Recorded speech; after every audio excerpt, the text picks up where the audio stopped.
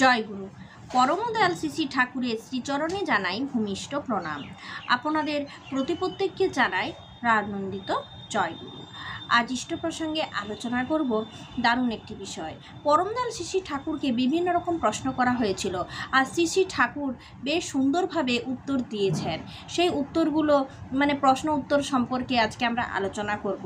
তার সাথে আলোচনা করব যে ভাতের পাতে কি খেলে চেহারা সুন্দর হয়, আর ভাত খাওয়ার পর কি খেলে আমাদের স্বাস্থ্য ভালো থাকে, চেহারাও সুন্দর হয়। তো আজকে সেই সব বিষয় নিয়ে আলোচনা করব। মূলত প্রসঙ্গে আজকে আমরা আলোচনা করব দারিদ্র ব্যাধি সম্পর্কে একটা পাঠ আছে, সেটা পাঠ করব, আর এইখানেই বিভিন্ন প্রশ্নের উত্তর দেওয়া আছে।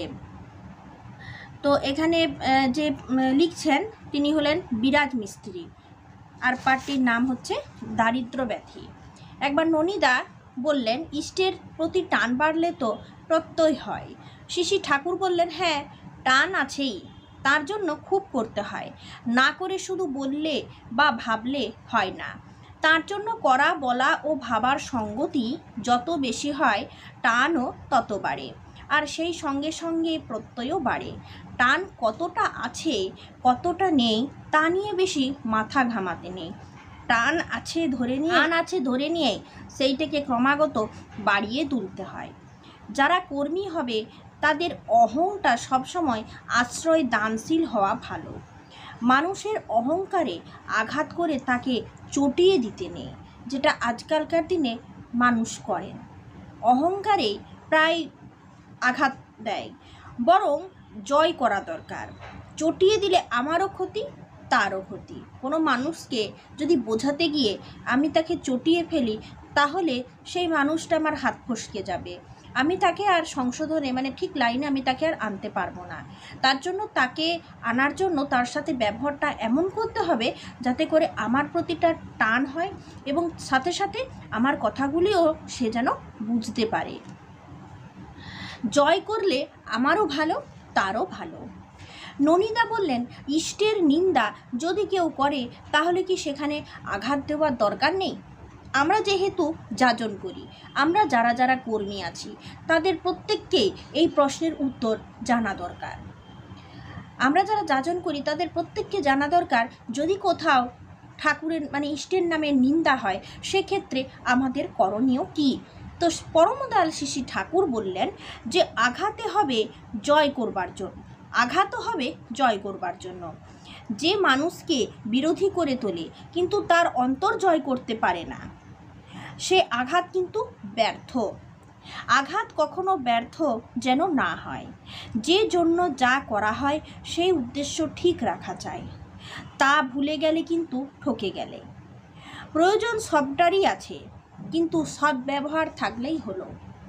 আবার ননীদা প্রশ্ন করলেন, দারিদ্র ব্যাধি সম্বন্ধে আপনি যা বলেছেন তা পড়ে মনে হয় আমিও তো তা থেকে মুক্ত নই। ঠাকুর হেসে বললেন, তাতে কি হয়েছে? নিজের দোষ ধরে যখন ফেলেইছ তখন তা শোধরাতে বেশি দেরি লাগবে না। গৃহস্থ যদি সজাগ থাকে তখন চোর সে ঘরে ঢুকে আর বেশি জুত করতে পারে না। গুণগুলিকে উদ্দীপ্ত করা, দোষগুলিকে নির্মূল করা এক লহমার ব্যাপার। আদত কথা হলো অটুট সারাপ্রবণ অনুরাগ।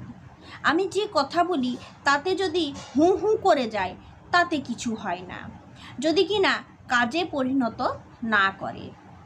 দারিদ্র ব্যাধি করতে দেয় না। তোমরা সবাই আমার কথা মতো যথা সময়ে কাজ করলে চারিদিকের অবস্থা অন্যরকম দাঁড়াতো। দারিদ্র ব্যাধি হলো মূলত চরিত্রের ব্যাপার। একজন অর্থবান লোকেরও দারিদ্র ব্যাধি থাকতে পারে, আবার একজন অর্থহীন লোকেরও দারিদ্র ব্যাধি নাও থাকতে পারে। কথায় বলে দারিদ্র দোষ গুণ রাশি নাশি। এ দারিদ্র হলো চারিত্রিক দারিদ্র। চারিত্রিক দারিদ্র থাকলে কোনো গুণ কাজে আসে না। অনেক গুণ নিয়ে তাকে অপমানবের মতো চলতে হয়। সতে স্বাধীন অর্জনপটুতা দেখে বোঝা যায় কার চারিত্রিক সম্পদ কতখানি। একজন ভাবার যতই দৃঢ় হোক, কড়াই যদি ঢিলে হয় সে কখনোই জীবনে উন্নতি করতে পারে না।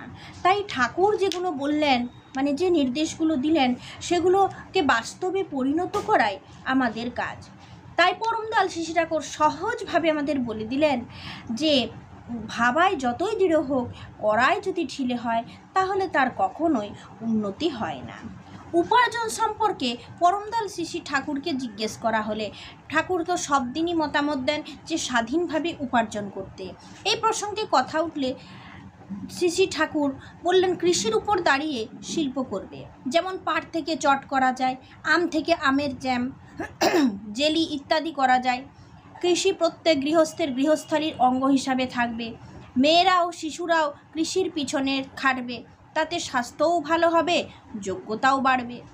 জগদীশদা বললেন শেরপুরে আমরা কতকগুলি কাজ শুরু করব বলে ভেবেছি, যেমন সুতা কাটা, তাঁত বোনা, হাতে কাগজ ও কার্ডবোর্ড তৈরি, সমবায় সমিতির পরিকল্পনা অনুযায়ী ব্যবসা, মৌমাছি পুষে মধু তৈরি করা, তেলের ঘানি চালানো, ধান ডাল গম ভাঙা চাকি চালানো, চামড়ার কাজ ইত্যাদি। শ্রী শ্রী ঠাকুর বললেন সাথে সাথে কৃষি করা লাগে এমনভাবে যাতে প্রত্যেক মাসে একটা করে ফসল ওঠে।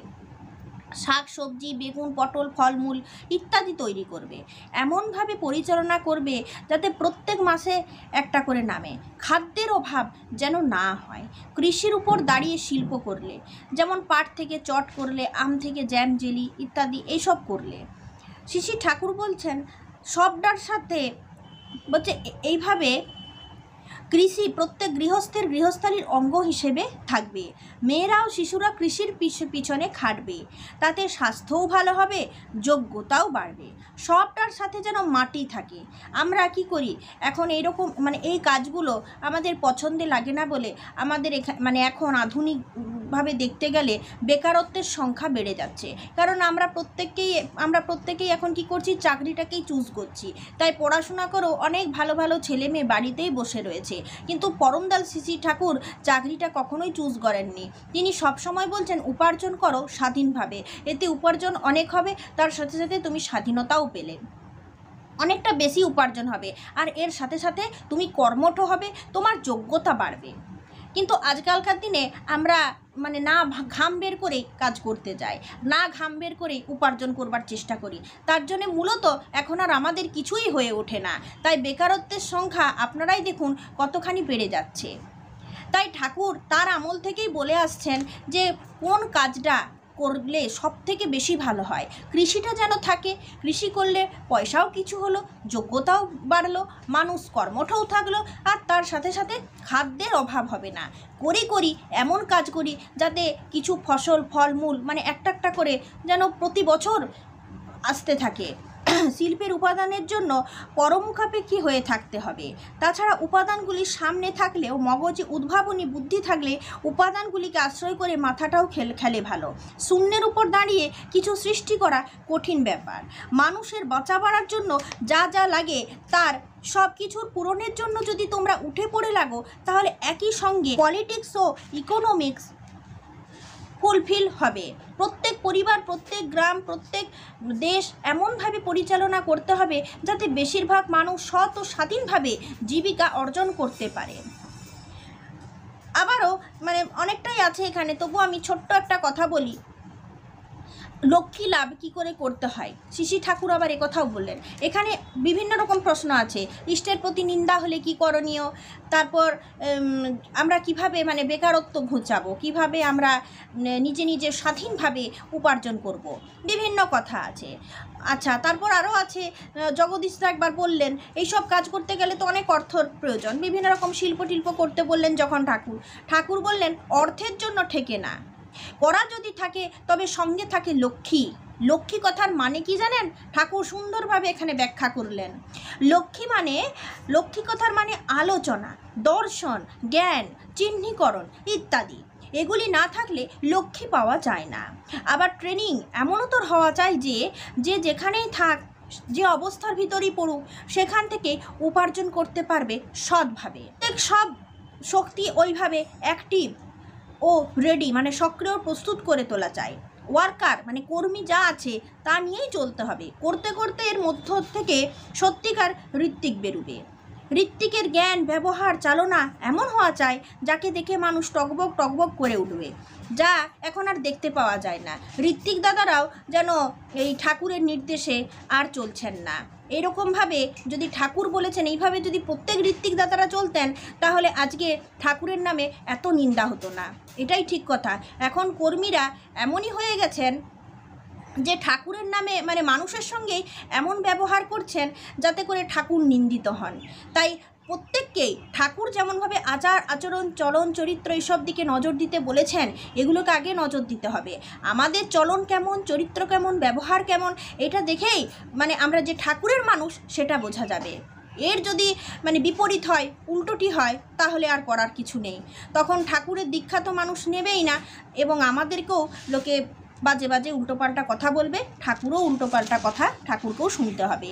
আচ্ছা, এইরকম বিভিন্ন প্রশ্নের উত্তর নিয়ে আমাদের আলোচনা আজকে হলো। এরপর আমরা আলোচনা করব যে ঠাকুর যেটা বললেন, মৌমাছি পালন সম্বন্ধে কথা উঠতেই কথাটা উঠলো। শ্রী ঠাকুর সেই প্রসঙ্গে বললেন, ও জিনিসটা খুব ভালো, গো পালনও একান্ত দরকার। প্রত্যেকে যদি গো পালন করার কথা ঠাকুর এখানে বললেন, প্রত্যেকে যদি রোজ খাওয়ার পাতে দুধ ও খেয়ে উঠে মধু খায়, চেহারা বদলে যায়। আমরা তো চেহারাকে সুন্দর করবার জন্য বিভিন্ন রকমের দামি দামি প্রোডাক্ট খাচ্ছি। এখন কত রকমের ওষুধ বেরিয়ে গেছে, কত রকমের অ্যাড দেখাচ্ছে টিভিতে, ইউটিউবে বিভিন্ন রকমের অ্যাড দেখাচ্ছে। কেন ঠাকুরের নির্দেশে যদি আমরা চলি, ঠাকুর যেটা বলেছেন, ঠাকুরের থেকে তো জ্ঞানী কেউ নেই। তাহলে ঠাকুর বলছেন যে খাবার পাতে দুধ আর খেয়ে উঠে মধু, এইটুকু খাদ্য যদি আমরা খাই, যদিও এখনকার দিনে কোনো কিছু খাঁটি নয়, সব কিছুই ভেজাল, তবুও যেটুকু পাওয়া যায় কেন খাবো? এতে করে আমাদের স্বাস্থ্য ভালো থাকবে, চেহারা সুন্দর হবে, দিনের দিন দেখতে আমরা সুন্দর হয়ে যাব। ঠাকুর কি বললেন? ঠাকুর বললেন রোজ চুমুক দিয়ে চা খাওয়ার থেকে একটু একটু করে গরম দুধ খাওয়া ভালো। মধু খেলে মানে স্নায়ুর যে দুর্বলতা সেটা কেটে যায়। দুধ খেলে আমাদের ক্যালসিয়ামের অভাব হয় না, শরীর সুস্থ থাকে, ভালো থাকে। ঠাকুর বললেন যে আমাদের প্রত্যেক দিন ইসবগুল খেতে, এতে করে পেট পরিষ্কার হয়। তিল খেতে বললেন, পেটের বদমাল বেরিয়ে যায়। সকালবেলা ইষ্টভীতি করার পর একটি করে থানকুনি পাতা খেতে বললেন, এতে করে শরীরের সমস্ত টক্সিন নেমে যায়। এই যে ছোট ছোট টোটকাগুলো দিলেন লিভার ভালো রাখার জন্য, ঠাকুর বললেন যে ভাতের পাতে রোজ একটা করে এমন শাক খাওয়া ভালো, একটু করে তেতো খাওয়া ভালো, যেমন কুলেখাড়া, ব্রাহ্মী শাক, এগুলো একটা একটা করে থাকা খুবই ভালো হয়। হিংচা কিংবা হেলেঞ্চা আমরা খেতে পারি। খাদ্যের উপর বিশেষ করে ঠাকুর অনেক রকম কথাই বলেছেন, কিন্তু আজকাল আমরা তা শুনি না। সবথেকে বড় কথা, ঠাকুর আমাদের ঘোল খেতে বললেন, পান্তা ভাত খেতে বললেন, পান্তা ভাতের আমানি খেতে বললেন। এখন যে সিজন চলছে, এতে করে আমাদের মাথা যেমন ঠান্ডা রাখতে হবে, পেটটাও তেমন ঠান্ডা রাখতে হবে। তার জন্য ঠাকুর যেটা বললেন যে আমাদের যৌবন ফুটে বেরোবে যদি আমরা এক গ্লাস করে প্রতিদিন ঘোল খাই, একটু পাতলা করেই হোক না কেন, ঘোলটা প্রতিদিন খাওয়া দরকার। ঘোল খেলে শরীর সুস্থ থাকে, একদম চাঙ্গা থাকে শরীর মন। তাই প্রত্যেকদিন ঘোল খেতে বললেন। স্বাস্থ্য ও চরিত্রের উপর বিশেষ বিশেষ খাদ্যের বিশেষ বিশেষ প্রভাব আছে, অবশ্যই আছে।